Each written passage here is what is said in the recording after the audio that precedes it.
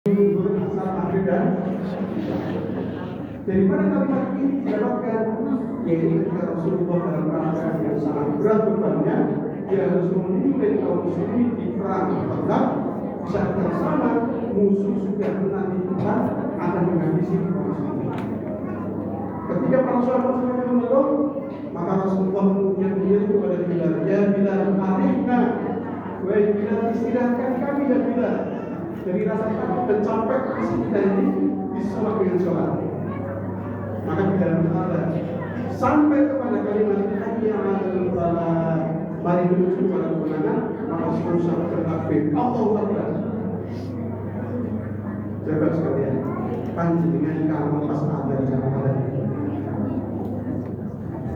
sulit kalau tidak dikorupsi. Maka salah satu hubungan berlawanan adalah panjenengan dengan bangun sebelum subuh. Di antara nikmat bangun sebelum subuh itu adalah bisa membawa suara takbir yang sedang dimakamkan. Sebenarnya itu yang terakhir maksudnya siapa yang iftar buka puasa kepada orang yang berpuasa, maka dia akan mendapatkan pahala dari orang yang berpuasa tanpa mengurangi pahala dari orang yang berpuasa tersebut. Jangan iftar karena sebenarnya ya Rasulullah, tidak semua dari kami menjadikan iftar ya Rasulullah. Hanya sahabat ini merasakan keadaan Rasul, tidak semua sahabat kita.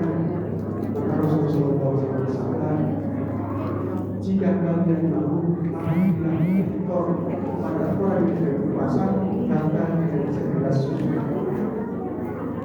atau dengan satu butir kurma atau dengan segelas air ini saja, dan itu cukup untuk kalian mendapatkan nikmat sebisa dari orang yang sedang berpuasa. Maka masyarakat mendengar itu semakin semangat Allah SWT. Mudah-mudahan apa yang saya sampaikan kita sepakat dengan benar-benar kembali. Kenapa kita harus bergembira di bulan Ramadan? Akan mengingatkan kebaikan ini lebih baik. Bukan dengan Allah yang memberikan berita untuk menjadi surga, dan Rasul memberikan kesempatan untuk menjadi. Terakhir, bagaimana mengekspresikan kalau kita betul-betul bergembira di bulan Ramadan? Ini penting. Bagaimana mengekspresikan atau memunculkan kegembiraan kita? Rasul mengekspresikan kegembiraan dengan membaginya antara yang ada di bumi dan apa yang ada di langit. Maka ekspresi kegembiraan Rasul adalah dengan berdoa. Ekspresi kegembiraan Nabi selalu dengan berdoa. Alias doanya tidak hanya mutar di dunia, tidak hanya mutar di bumi, tetapi berbagi dengan Allah.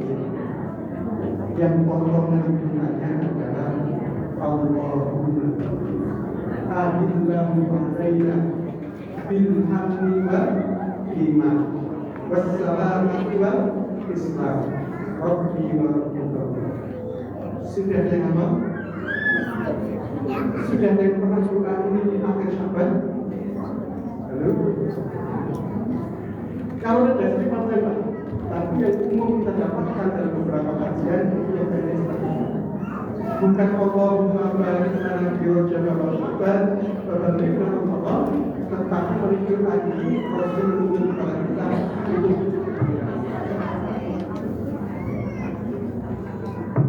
Terakhir sekalian, agar kita juga merasakan nikmat yang kita dapat di Ramadan, saya ngajak panjenengan itu sama-sama berdoa. Doa menjelang Ramadan ya.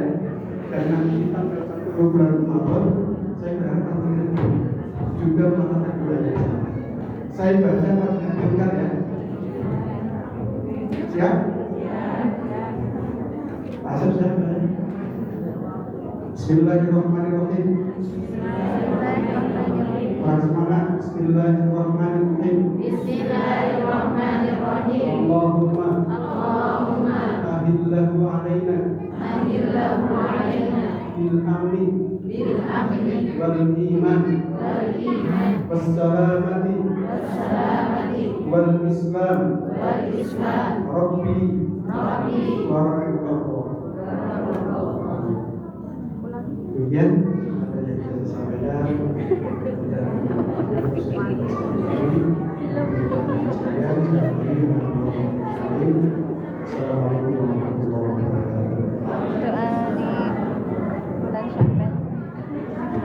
Baik, bisa dikomel atas materi tadi terutama semakin dengan beberapa poin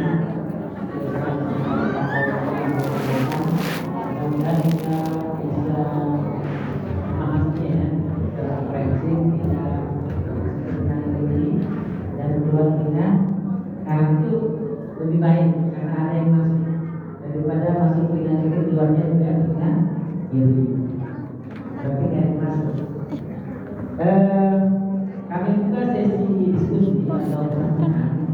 Nanti kita buka pertanyaan. Jangan banyak-banyak. Maksimal gitu. Karena beberapa hari kedepannya yang putri, maka putri buat putra bapak-bapak saya. Dimulai dari bapak-bapak dulu kita. Ada nggak bapak-bapak? Tapi kalau nggak ada kan punya personal. Ada. Ustaz, ada pertanyaan? Baik, kita ke putri ya. Kita tahu.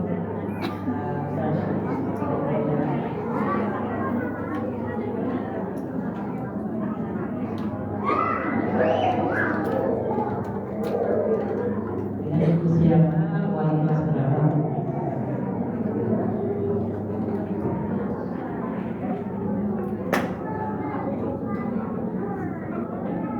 Belum dinyatakan.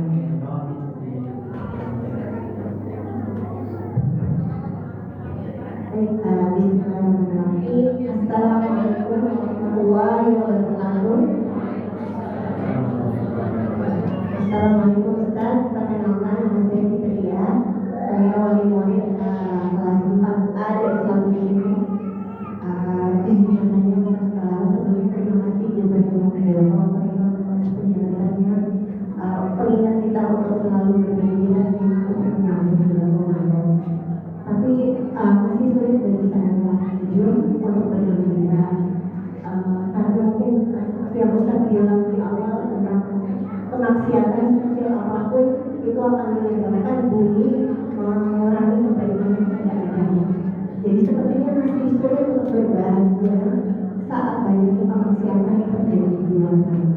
Dan yang paling membuat saya sulit untuk berbahagia adalah kemaksiatan yang terjadi mengenai sekolah itu juga terkait dengan program MBG gitu. Saya langsung saja MBG. Saya masih bingung Ustaz, kenapa yayasan kita sekolah kita ini menerima MBG? Padahal kita sudah tahu dan banyak berita di sana dan sudah dikonfirmasi juga oleh orangnya tentang banyaknya kemaksiatan yang terjadi mulai dari pembentukan program MBG, korupsi yang terjadi di dalamnya, bahkan riba yang terjadi dengan adanya utang sebesar 832 triliun tahun 2020 ini. Tapi masih sekolah kita menerima MBG juga. Saya sulit berbahagia dan bergembira tentang hal itu Ustaz. Kenapa bisa? Sementara saudara kita murid di sana di Kabupaten Nganjuk itu harus bunuh diri Ustaz, karena tidak bisa menerima uang untuk beli ini. Itu karena salah satunya karena program ini PIP-nya itu tertunda. Jadi saya pengen tahu aja sebenarnya alasannya. Apakah ada tekanan dari pihak lain atau ada atas yang tidak tahu? Karena kami kan bukan target stunting ya. Kalau MBG itu kan program targetnya stunting 20%. Kita sudah punya energi yang sangat cukup gizinya. Dan SPP kita pun sudah 1 juta. Gitu. Kenapa bisa kita menerima MBG? Dan kami mungkin saya nggak tahu ya, karena saya tidak pernah diberikan diminta pendapat siapa saja yang setuju, wakil murid siapa saja tidak setuju. Sepertinya saya tidak pernah ingat ada jawaban pendapat. Kami berkata mungkin beberapa dari kami saya nggak tahu ada yang setuju. Ini segera dievaluasi karena janjinya kan memang hanya 1 bulan lalu dievaluasi. Dan kami mohon agar wali-wali murid diberikan pendapat itu. Apakah setuju atau tidak? Karena jujur di kelas 4A itu MBG-nya dilemparkan apa? Dilemparkan pas di kelas itu tuh kotor.